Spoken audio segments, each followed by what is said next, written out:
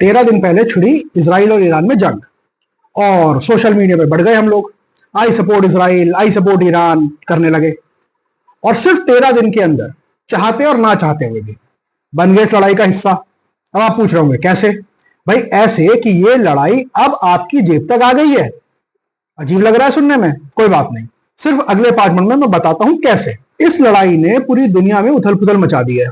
कहीं स्टॉक गिर रहे हैं, कहीं तेल की कीमत बढ़ रही है, और अब तो आलम ऐसा है कि सिलेंडर, आपको पता ही होगा हमारे देश में सिलेंडर का क्या हाल हो गया है। 21 दिन के बजाय 25 दिन में बुक होंगी, लोग लाइनों में खड़े हुए हैं, कतारें लग गई हैं, जमाखोरी शुरू हो गई है, और आप इस बीच में किसी ना किसी तरह जुड़ गए इस लड़ाई से। कोई ट्रैवल नहीं कर पा रहा, और किसी का धंधा चौपट हो गया है।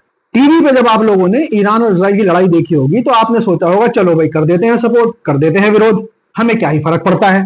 मगर अब सिचुएशन ऐसी हो गई है कि आपको फर्क पड़ता है, क्योंकि अमेरिका यह सोच रहा था कि वो ईरान को दबा लेगा, मगर ईरान की तो प्लेइंग फील्ड ही कुछ और है। वो तो ये गेम ही अलग लेवल पे खेल रहा है। अमेरिकन मसल का जवाब ईरान इकोनॉमिक चोकिंग से दे रहा है, और यही एक बहुत बड़ी वजह है कि ये लड़ाई आपके घर तक आ चुकी है, आपकी जेब तक पहुंच चुकी है। इसी इकोनॉमिक चोकिंग के चलते हमारे खुद के देश में हमारे पड़ोसियों के हालात बहुत ही खराब है। बांग्लादेश ने तो फ्यूल राशनिंग शुरू कर दी, और वियतनाम ने तो अपने देशवासियों को वर्क फ्रॉम होम करने को कह दिया है, क्योंकि देश में तेल खत्म हो रहा है। एयर ट्रैवल तो पहले से ही डिसरप्टेड था, अब इसके क्या हाल है ये तो आप सबको पता ही है। ये जो सारी इकोनॉमिक क्राइसिस हैं, इसका जो सबसे बड़ा रीजन है वो मैं पहले भी अपने वीडियोस में बता चुका हूं, वो है स्ट्रेट ऑफ हॉर्मुज। दुनिया का लगभग 20% तेल इसी जगह से गुजरता है। Saudi Arabia, UAE, Kuwait, Qatar, सब जितनी भी ये देश हैं, ये सब इसी रास्ते से अपना तेल दुनिया तक पहुंचाते हैं, और इसीलिए स्ट्रेट ऑफ हॉर्मुज को दुनिया का सबसे इंपॉर्टेंट चोक पॉइंट कहा जाता है। स्ट्रेट ऑफ हॉर्मुज ईरान के पास है, और इसीलिए ईरान इसका फायदा उठा रहा है इकोनॉमिक चोक स्लैम देकर हम सबको। अब आइए समझते हैं कि भारत को इससे क्या खतरा है। हम लगभग 85% तेल बाहर से खरीदते हैं, और उस 85% तेल में 50% तेल मिडिल ईस्ट से आता है। अभी तेल की तो इतनी समस्या नहीं हुई है, मगर जो समस्या हुई है वो है एलपीजी।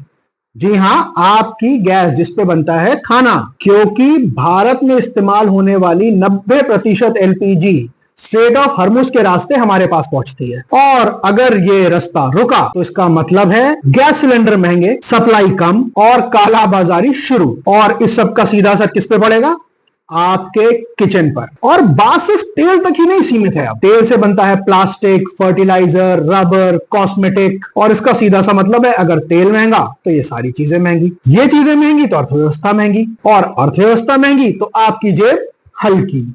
और एक बहुत डरावना सच ये भी है कि इसका असर खेती पर भी पड़ेगा, क्योंकि फर्टिलाइजर बनाने के लिए चाहिए नेचुरल गैस। अगर गैस की सप्लाई कम हुई तो फर्टिलाइजर की सप्लाई अपने आप ही कम हो जाती है। तो इसका मतलब खेती महंगी, फसल महंगी, तो खाना तो अपने आप महंगा हो गया ना। और महंगे खाने की कीमत कौन चुकाएगा? आप। अगर आप एक पैटर्न नोटिस करें तो इस पूरी लड़ाई को ईरान कभी जल्दी खत्म करना चाहता ही नहीं था। उसे पता है ये बात कि वो अमेरिकन मसल से डायरेक्ट टक्कर नहीं ले सकता, उसकी अपनी लिमिटेशन है। मगर अगर लड़ाई लंबी चलती है तो तेल की कीमतें बढ़ जाएंगी, और अगर ऐसा हुआ तो ग्लोबल इकोनॉमी स्लो डाउन हो जाएगी, जिससे इन्फ्लेशन बढ़ जाएगा। और शायद ईरान यही चाहता है कि पूरी दुनिया मिलकर अमेरिका को कोसे कि भाई तुम्हें क्या जरूरत है लड़ाई लड़ने की। और शायद यही वजह है कि अमेरिका और अमेरिका के बाहर भी लोगों ने इस लड़ाई के खिलाफ आवाज उठाना शुरू कर दिया है, क्योंकि लड़ाई किसी की भी हो, अगर हमारी जेब खाली होगी तो भाई आवाज तो हम भी उठाएंगे। और एक चौंकाने वाली बात यह भी है कि स्ट्रेट ऑफ हॉर्मुज से सिर्फ तेल नहीं आता, यहां से कम्युनिकेशन के लिए फाइबर्स भी निकलती हैं।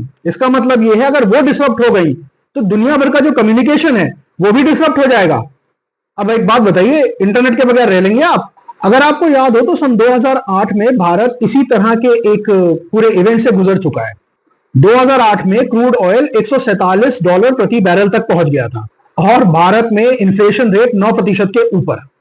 और अगर ये फिर से होता है तो इसका रिजल्ट होगा महंगाई, इकोनॉमिक स्लोडाउन, एयरलाइन लॉसेस और जॉब प्रेशर। मतलब कुछ लोगों की नौकरी की छुट्टी होना तय है। अब ये टीवी वाला वॉर नहीं बचा है, अब ये वॉर हमें इंपैक्ट कर रहा है डायरेक्टली। अब देखना बस ये होगा कि भाई जब तक अमेरिका और इजराइल को होश आता है तब तक हमारा क्या हाल होता है। आप कमेंट्स में जरूर ये बताइएगा कि आप इस वॉर को कैसे देखते हैं, और आपने सिलेंडर बुक कराया क्या?